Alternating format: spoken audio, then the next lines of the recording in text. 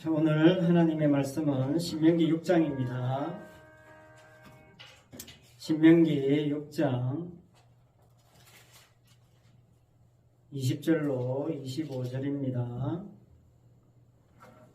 신명기 6장 20절로 25절 말씀 함께 읽겠습니다. 시작. 후일에 내 아들이 내게 묻기를 우리 하나님 여호와께서 명령하신 증거와 규례와 법도가 무슨 뜻이냐 하거든. 너는 내 아들에게 이르기를 우리가 옛적에 애굽에서 바로의 종이 되었더니 여호와께서 권능의 손으로 우리를 애굽에서 인도하여 내셨나니 곧 여호와께서 우리의 목전에서 크고 두려운 이적과 기사를 애국과 바로와 그의 온 집에 베푸시고 우리 조상들에게 맹세하신 땅을 우리에게 주어 들어가게 하시려고 우리를 거기서 인도하여 내시고 여호와께서 우리에게 이 모든 규례를 지키라 명령하셨으니 이는 우리가 우리 하나님 여호와를 경외하여 항상 복을 누리게 하기 위하심이며 또 여호와께서 우리를 오늘과 같이 살게 하려 하심이라. 우리가 그 명령하신 대로 이 모든 명령을 우리 하나님 여호와 앞에서 삼가 지키면 그것이 곧 우리의 의로움이니라 할지니라. 아멘. 오늘은 우리의 의로움이라는 제목으로 오늘 말씀의 은혜를 나누고자 합니다. 자, 오늘 모세는 어떤 의미로 우리의 의로움이라고 말씀하고 있는지 그것을 살펴보고자 하는 것입니다. 언제가 될지 모르지만 자녀가 부모에게 여호와께서 하신 말씀이 무슨 뜻이냐 그렇게 물을 수 있다는 겁니다. 자식이 성경 말씀이 무슨 뜻입니까 아버지? 그렇게 질문하면 답을 할 수 있어야 한다는 겁니다. 자, 평소에 말씀에 관심 있는 부모라면 어떻겠습니까? 야, 이 자식이 이렇게 말씀에 관심이 있구나. 하나님의 말씀을 질문하다니 참 대견하다. 그렇게 생각할 수 있을 겁니다. 그런데 평소에 말씀에 관심이 없는 부모 같으면 어떻게 하겠어요? 그런 거 목사님한테 가서 물어봐야지. 목사가 왜 있나? 밥 먹고 성경만 연구하는데 목사님한테 물어봐라. 이렇게 될 가능성도 없지 않아 있어요. 모세가 이야기하는 것은 그러면 안 된다는 겁니다. 부모가 대답을 해줘야 된다는 거죠. 자, 부모가 대답을 해줘야 된다니까 걱정이 앞설 가능성이 있죠. 걱정할 필요 없다는 겁니다. 모세가 그 대답의 내용을 오늘 말해주고 있는 겁니다. 자녀가 묻거든 이렇게 대답해라. 그게 오늘 말씀이잖아요. 자식들의 질문에 정답을 딱 꼬집어서 제시해 주셨습니다. 수능 답 다 가르쳐주고 시험 치는 거예요. 그러니 답 가르쳐 줬는데 어려울 게 있겠습니까? 어려울 게 하나도 없어야 돼요. 그런데 그게 어렵다는 겁니다. 답 가르쳐 준 게 더 어렵다는 거예요.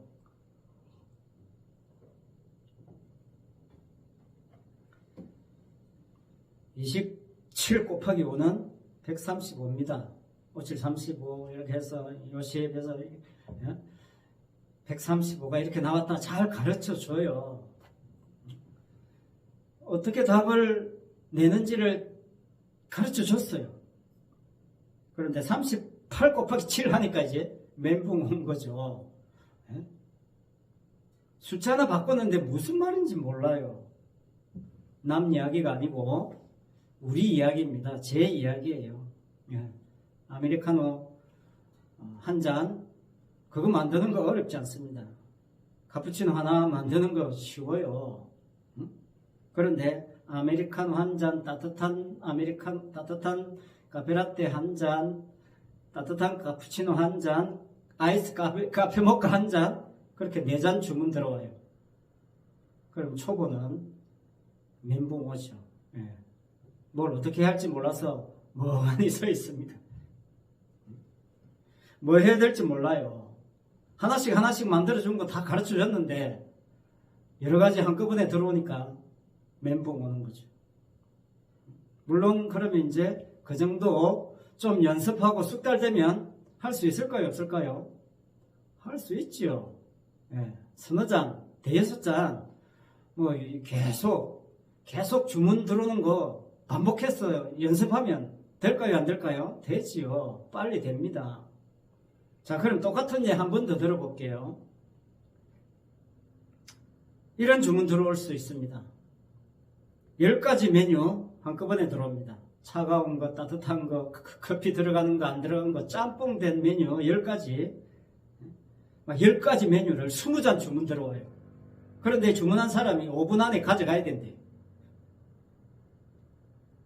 가능할까요? 제 아무리 커피를 잘 만드는 사람도 안 됩니다. 예. 절대로 혼자 만들 수 없어요. 그렇게 들어오면 절대로 혼자 안 됩니다. 누군가가 도와줘야 돼요. 함께 해줘야 됩니다. 제가 지금 율법 이야기하고자 하는 겁니다.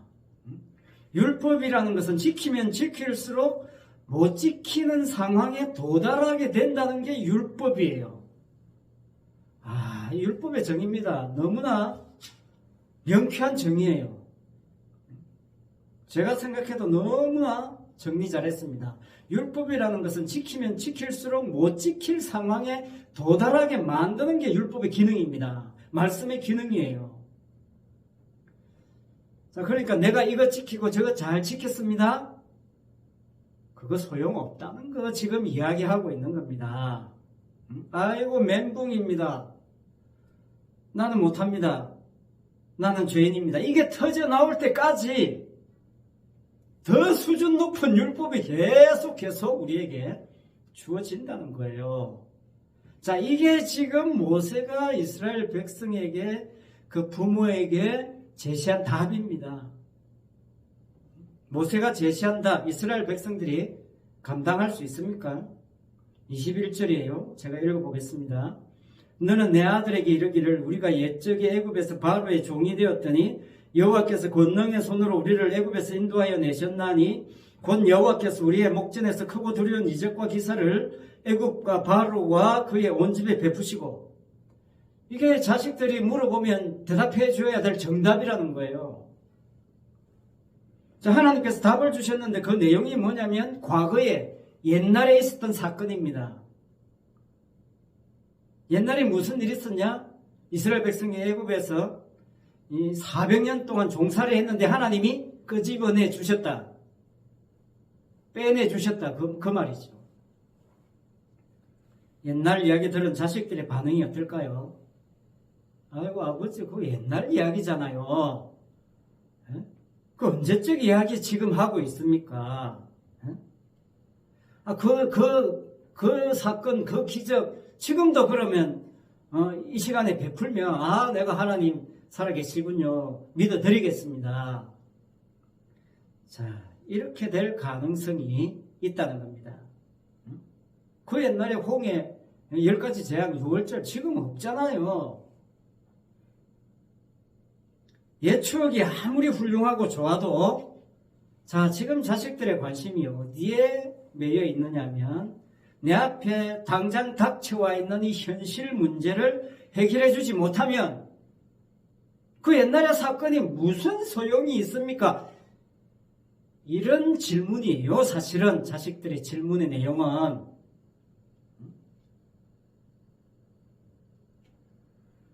우리의 반응도 마찬가지입니다. 이 자식들의 반응이나 우리의 딜레마도 똑같은 겁니다.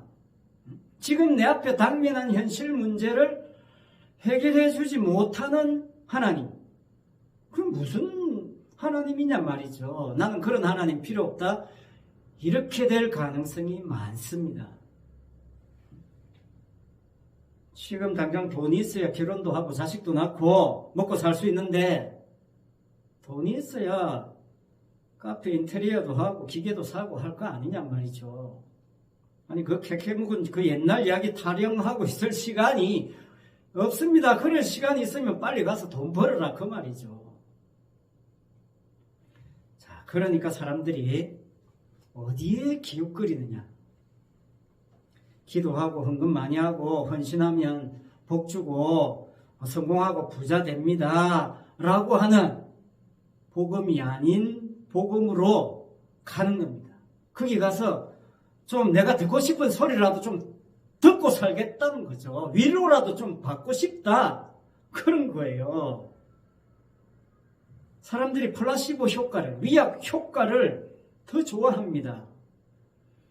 가짜인데 진짜라고 생각하고 먹으면 병도 낫는다는 거예요. 내 문제 해결되면 됐지 뭐. 그게 하나님이든 뭐 다른 뭐 신이든 무슨 상관이냐. 내 병 나으면 됐지. 그거예요. 오늘날 사람들이 신앙생활을 한다는 것이 이 플라시보 효과, 여기에 전락할 가능성이 많습니다. 들것만한 효과라도 있으면 그거 붙잡고 그거 인정해 주겠다는 거예요. 그걸 참이라고 인정해 주겠다는 거예요. 그게 이 세상이에요. 효과 없으면 뒤돌아섭니다. 효과만 나타나면 그곳으로 우르르 몰려나가요.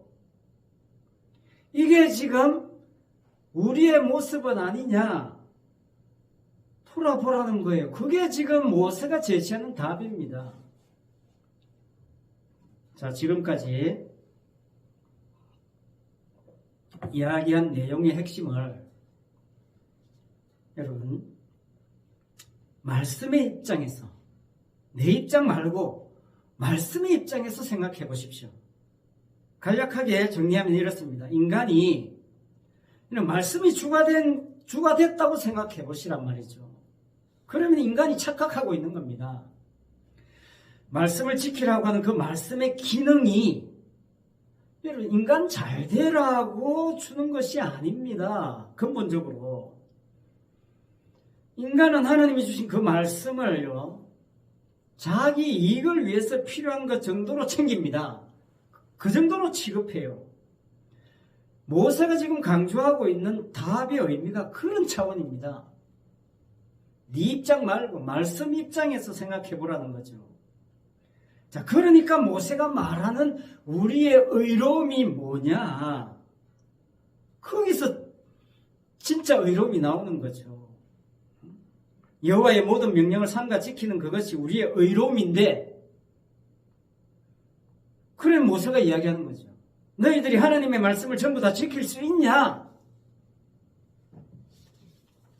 이런 질문을 사실은 모세가 말씀을 지키라고 하면서 이스라엘 백성들에게 던지는 거예요. 그래서 옛적에 있었던 출애굽 사건 이야기하고 있는 겁니다. 출애굽 사건의 핵심이 뭡니까? 이스라엘의 뜻과 상관없이 하나님이 진행하시는 거잖아요.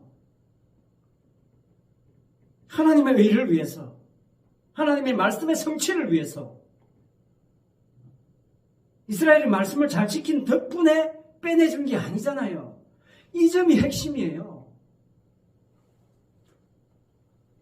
자, 다시 말씀드립니다. 모세가 제시한 답변이 뭐냐면요. 우리의 현실과 상관없이 하나님은 역사하신다는 거예요. 우리가 말씀을 지키는지 안 지키는지, 얼마나 잘 지키는지 상관없이 말씀이 알아서 말씀대로 자기 백성을 이끌어 가신다는 겁니다. 이게 어렵죠. 이게 어렵습니다. 그러니까 말씀을 지키라는 거예요. 네가 말씀을 지키든 안 지키든 하나님은 말씀대로 역사하세요. 그러니 네 말씀 지키냐 안 지킬래? 그런 뜻입니다. 그러면 말씀 지켜야죠. 인간들이 율법을 요구한 게 아닙니다. 하나님이 일방적으로 인간에게 율법을 줘요. 왜? 하나님께서 율법을 이스라엘에게 주어가지고 드러내게 하시고자 하는 게 뭡니까? 이스라엘을 멘붕 상태로 만드는 겁니다. 신약식으로 말하자면 죄를 죄되게 하시는 거예요. 네 속에는 아무리 네가 발버둥 쳐도 의가 안 나온다는 거, 그거 깨닫는 것이 우리의 의로움이에요. 이스라엘이 왜 듣도 보도 못한 율법 받아가지고 지켜야 하는가? 그것은 이스라엘 자체가 우선이 아니라 말씀이 우선되기 때문입니다. 이게 참 중요합니다. 말씀이 이스라엘에게 다가옴으로 해서 드러나는 게 죄입니다. 죄가 드러나야 뭡니까? 의가 나오는 거예요. 그래서 이스라엘 사용하는 겁니다. 그래서 우리 모두를, 성도를 그렇게 사용하는 거예요. 이렇게 사용되어지는 것을 가지고 뭐라고 하느냐? 그게 우리의 의로움이란 말입니다. 하나님의 의를 드러내는 게 우리의 의로움입니다. 우리가 죄를 드러내고 하나님의 의를 드러내는 도구가 되었을 때 우리의 의로움이 성립된다는 거예요. 여러분, 우리가 율법 잘 지켜서 말씀 잘 지켜드려가지고 내 의로움을 드러낸다는 그것은 하나님이 인정하지 않아요. 이 점만 명심하면 됩니다. 신앙 성공이에요. 내가 의롭게 되기 위해서 무엇을 해야 한다는 말이 아니라는 점만 명심하면 됩니다. 오늘 설교 끝이에요. 이것만 명심하면요, 바리새인들이 걸어갔던 길을 답습하지 않게 된다는 겁니다. 바리새인들을 쫓아가서는 안 되잖아요. 바리새인들은 자기가 율법 지켜서 자기 의로움을 드러내는 존재들의 아주 그냥 특화된 인물들입니다.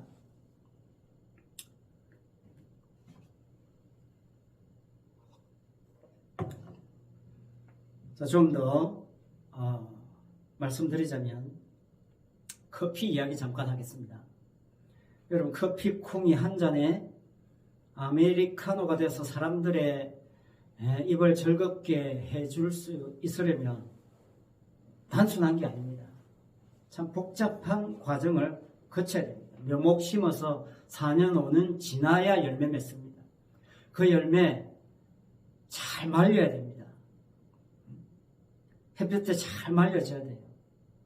잘 말려지는 것을 끝이 아니라 그 말려진 열매가 잘 볶아져야 돼요. 불에 구워져야 된단 말입니다. 어려운 말로 로스팅 돼야 돼요.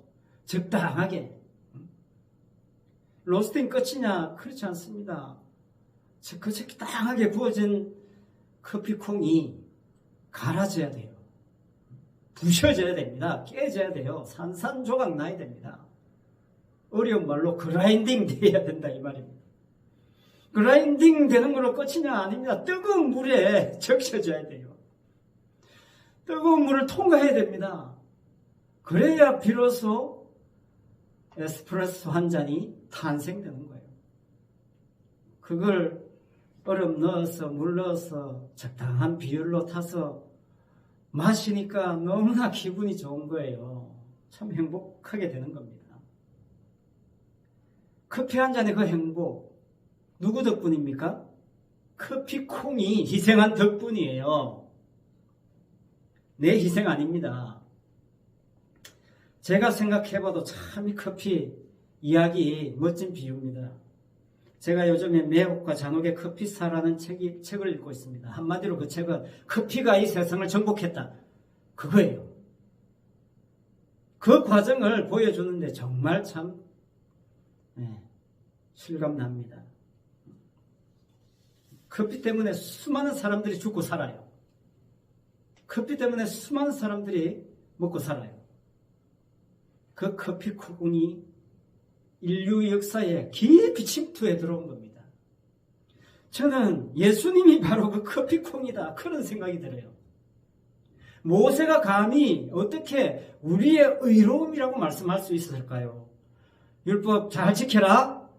그게 우리의 의로움이다. 이런 말씀 어떻게 할 수 있었을까요? 그것은 그 과정 속에 커피콩이 있었기 때문이에요.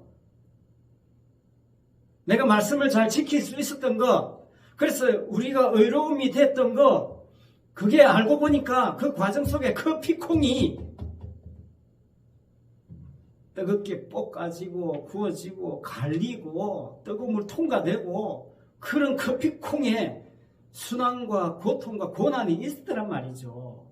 커피콩이 우리 속에 침공해 들어왔단 말입니다. 예수 그리스도의 피가 침공한 겁니다. 그래서 모세는 감히 당당하게 우리의 의로움이라고 이야기할 수 있었던 겁니다. 나의 행위에서 나올 수 없는 의라서 우리의 의로움입니다. 바울은 내가 그리스도와 함께 십자가에 못 박혔나니 그런즉 이제는 내가 사는 것이 아니요 내 안에 예수 그리스도께서 사신 것이라. 그게 그 말입니다. 그게 우리의 의로움이에요. 주님이 내 속에 들어와서 나를 침입해 들어오셨기 때문에 내가 의가 된 겁니다. 여러분, 커피콩이 그라인딩 될 때 우리도 그 커피콩에 묻은 먼지 하나로 함께 그라인딩 된 거예요. 그 주님의 의로움 안에 우리가 같이 포함되어 버린 겁니다. 그래서 우리의 의로움입니다. 갑자기 김광석 노래 먼지가 되어 노래가 생각납니다. 먼지가 되어 날아가야지 바람에 날려 당신 곁으로. 그 먼지가 돼서 그냥 포함된 겁니다. 자, 그러면 주님의 그 의로움 안에 있기 때문에 자, 우리의 의로움이 성립되는 이 의로움 안에 있는 사람의 특징 수도 없이 많겠지요. 그러나 오늘 본문과 관련해서 딱 한 가지만 말씀드리면서 말씀을 정리하고자 합니다. 자, 주님의 의로움 안에 있어서 우리의 의로움이라고 감히 말할 수 있는 사람, 그 사람들의 특징이 뭐냐면 답을 먼저 말씀드리겠습니다. 그런 사람은요, 어떤 특징이 있냐면요, 사람을 차별하지 않아요. 사람을 차별하지 않습니다. 이게 굉장히 중요합니다. 왜 차별하지 않을까요? 내 의가 내게서 나온 게 아니니까 차별하지 않는 겁니다. 그러나 내 의가 내게서 나왔다고 생각한 사람은요, 차별하게 되어 있습니다. 저 인간은 내보다 좀 더 부족하네. 내가 쌓아온 의하고는 저 수준 낮네. 거기서 차별이 나와요. 교회 50년 다니는 사람이나 오늘 처음 교회 와서 예수 믿는 사람이나 우리의 의로움이라는 차원에서 차별이 있을까요? 없을까요? 없습니다. 50년 교회 생활이 우리의 의로움에 틀 것만큼도 보탬이 안 된다 그 말입니다. 예수님이 마태복음 20장에 가면 굉장히 유명한 비유 말씀하십니다. 포도원 품꾼 비유 나와요. 그 포도원 품꾼 비유의 핵심이 뭐냐면요, 품꾼들이 다 빈둥빈둥 누가 자기를 안 써줘가지고 빈둥빈둥 놀고 있어요. 아침 6시 나가보니까 놀고 있어요. 들어와라, 일해라. 9시 나가서 놀고 있어요. 야, 들어와 일해라. 11시에 가서 보니까 야, 들어와서 일해라. 오후 3시에 나가서 보니까 야, 들어와서 일해라. 그래서 다 들어와서 일했어요. 들어와서 일했는데 아침 6시부터 나온 사람은 하루에 12시간 일해요. 오후 3시에 나온 사람은 2-3시간 바짝 일해요. 그런데 주인이 약속한 한 데나리온을 똑같이 줘. 거기서 갈리는 거예요. 6시부터 온 사람들이 화가 나는 겁니다. 나는 6시부터 하루 종일 땡볕에서 땀 뻘뻘 흘려가면서 고생했는데 쟤는 서늘할 때 와가지고 띵까띵까 일을 하는 둥 마는 둥 하다가 나하고 똑같은 급여를 받네. 열받지 않을 인간이 없다 이 말이죠. 그게 뭡니까? 자기 의를 포기하지 않는 거예요. 나는 내가 이렇게 고생했다는 자기 의.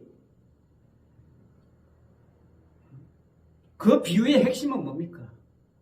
불러준 은혜거든요. 그 은혜에 감사해서 그냥 하루 종일 일한 것은 복이에요. 축복입니다. 덤으로 준 축복이에요. 주 안에서 그렇게 하루 종일 뼈 빠지게 일할 수 있는 은혜 주신 거예요. 주님의 일에 참여할 수 있는 축복을 준 겁니다. 그런데 차별했어요. 내가 이렇게 고생했다는. 너는 그거밖에 안 했는데 어떻게 나하고 똑같을 수 있느냐? 의의 차별이에요. 자기 의를 내세우는 겁니다. 주님이 뭐라고 했어요? 내 마음이다. 너는 약속한 거 받아서 가라. 얼마나 여러분 불러준 그 은혜에 감사하는 것이 어떤 거라는 것을, 자기 의가 아니라 불러준 하나님의 의라는 것이 어떤 것이라는 것을 보여주는 정말 중요한 예화잖아요. 차별하지 않는 겁니다. 차별하지 말아야 돼요. 진짜 주님으로부터 받은 의에 참여했다면 그걸 가지고 차별해서는 안 되는 겁니다. 야고보 사도가 이 점을 강조했어요. 야고보 사도가 행함을 강조한 사도라고 사람들이 많이 착각하는데 그렇지 않습니다. 야고보서 2장 9절에서 10절에 이렇게 이야기해요. 만일 너희가 사람을 차별하여 대하면 죄를 짓는 것이니 율법이 너희를 범법자로 정죄하리라. 누구든지 온 율법을 지키다가 그 하나를 범하면 모두 범한 자가 되나니. 야고보가 그런 말씀을 했어요. 자, 나름 율법 지킨다는 사람들에게 율법의 하나를 범하면 모두 범한 자다. 자, 이게 무슨 뜻이냐면요. 하나님은 율법 지킨다고 하는 사람에게 율법을 하나라도 어기게 만들 때까지 준다는 겁니다. 지킨다고 하는 사람에게는. 그런 뜻이에요. 하나를 범할 때까지. 네가 자 지켰냐? 그럼 또 이거 지켜라. 지켰냐? 또 이거 지켜봐라. 계속 율법 지키도록 못 지킬 때까지 율법 준다는 그런 뜻이에요. 율법의 기능은 그런 겁니다. 그러니까 하나를 어기면 다 지키지 못한 거예요. 애시당초 못 지킨다 그런 뜻입니다. 그러니 차별할 수가 없는 거예요. 제대로 안다면, 죄를 제대로 안다면, 율법을 제대로 안다면. 율법 아래에서 차별이 없이 모두 죄인인데 뭘 가지고 니 잘났니 하느냐 말이죠. 여러분, 자신은 말씀을 잘 지키기 때문에 어렵다고 생각하고 다른 사람들은 자신보다 수준 낮은 존재라고 여기는 전문가들이 바리새인 아닙니까? 그런 사람들 본받으면 큰일 납니다. 지옥 가는 거예요. 절대로 사람을 차별하지 마십시오. 참으로 주님의 의로만에 있는 지혜로운 사람은요, 무조건 다른 사람을 자신보다 나은 존재로 여깁니다. 결론이에요. 절대로 외모를 보고 저 사람 수준 낮은 사람이네 평가하지 않습니다. 차별하지 않습니다. 야고보 사도가 행함이 없는 믿음은 죽은 것이라고 강조했죠. 야고보서 2장 26절. 이걸 가지고 많은 사람들이 막 행함을 강조합니다. 그래, 예배 행하고 기도에 행해야 되고 모두 행해야 되고. 행함이 없는 믿음은 죽은 것이라고 강조한 그 말씀 앞에 뭘 이야기했냐면요, 긍휼을 이야기했어요. 긍휼 안에 있는 사람은 긍휼을 행하게 되어 있다는 거예요. 긍휼을 행하라는 것입니다. 그게 행함이에요. 복음 안에 있기 때문에, 주님의 의로우심 안에 있기 때문에 율법 지키라는 행함으로 사람들을 차별하지 말라는 겁니다. 야고보 사도는요, 행함을 전한 사도가 아니에요. 복음을 전한 사도입니다. 빌립보서 2장 3절입니다. 아무 일에든지 다툼이나 허영으로 하지 말고 오직 겸손한 마음으로 각각 자기보다 남을 낮게 여기고 각각 자기 일을 돌아볼 뿐더러 또한 각각 다른 사람들의 일을 돌보아 나의 기쁨을 충만하게 하라 말씀했습니다. 자기보다 남을 낮게가 아닙니다. 낮게가 아니에요. 낮게입니다. 받침 하나 차이가 천국과 지옥 차이예요. 바리새인들은 자신의 율법 지킴이라는 의로 다른 사람을 낮게 봐요. 그러나 의로운 사람은요, 자신을 높일 필요가 없는 사람이에요. 주님의 의 안에 있는데 내가 내 잘난 맛에 살아봐야 그 무슨 의미가 있습니까? 의로움이란 그 자체가 어디서 나오느냐? 지극히 낮음에서 나옵니다.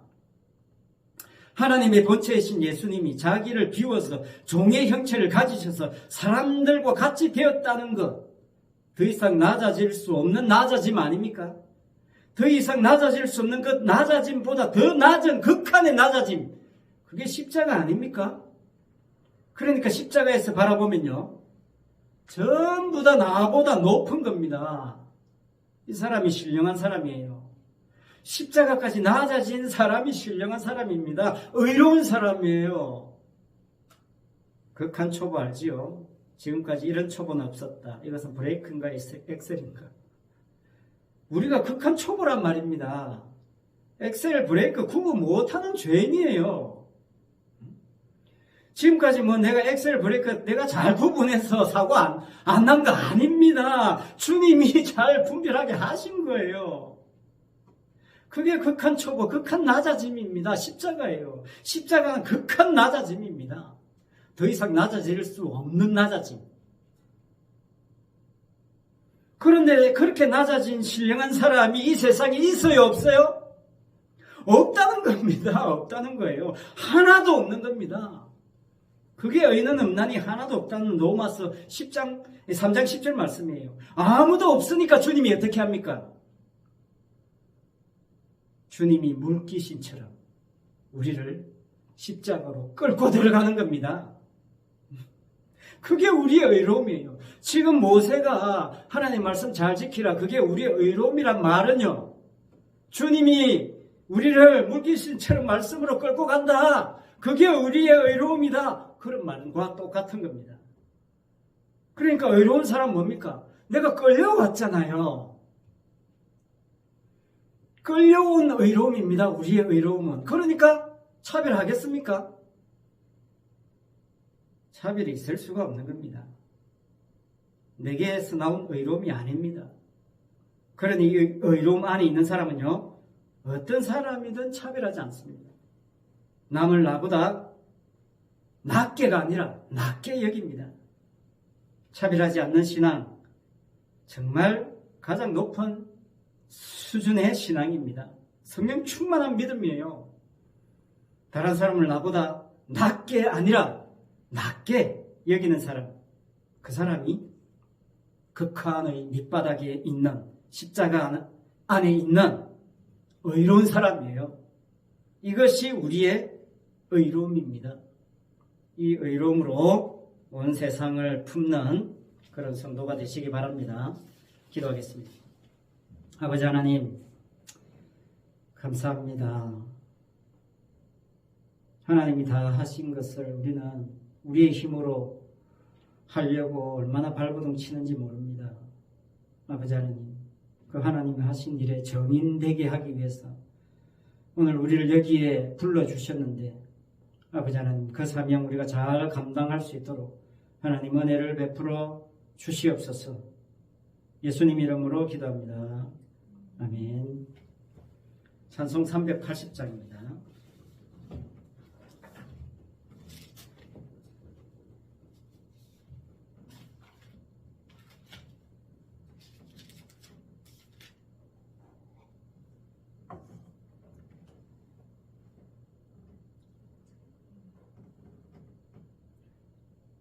(380장) 찬송하겠습니다.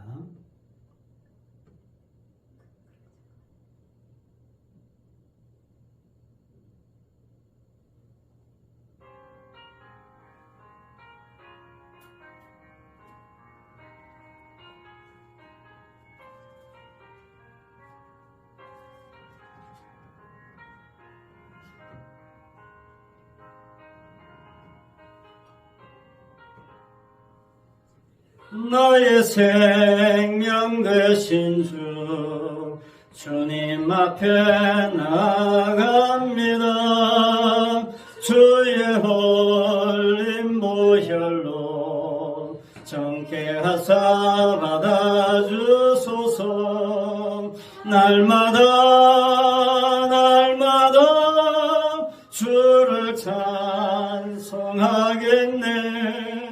주의 사랑의 줄로 나를 굳게 잡아 매소서.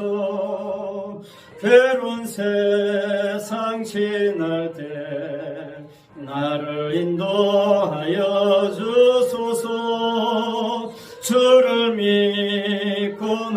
나아가면 나의 길을 잃지 않겠네.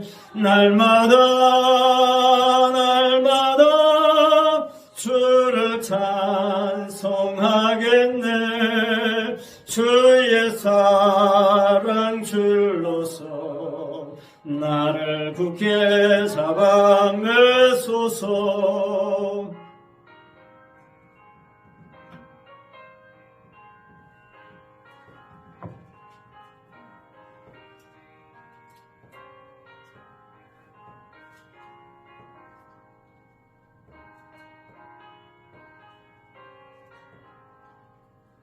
세상 살아갈 때에 주를 더욱 사랑합니다. 밝고 빛난 천국에 나의 영혼 들어가겠네. 날마다 주를 찬송하겠네. 주의 사랑 줄로서 나를 굳게 잡아매소서. 아멘.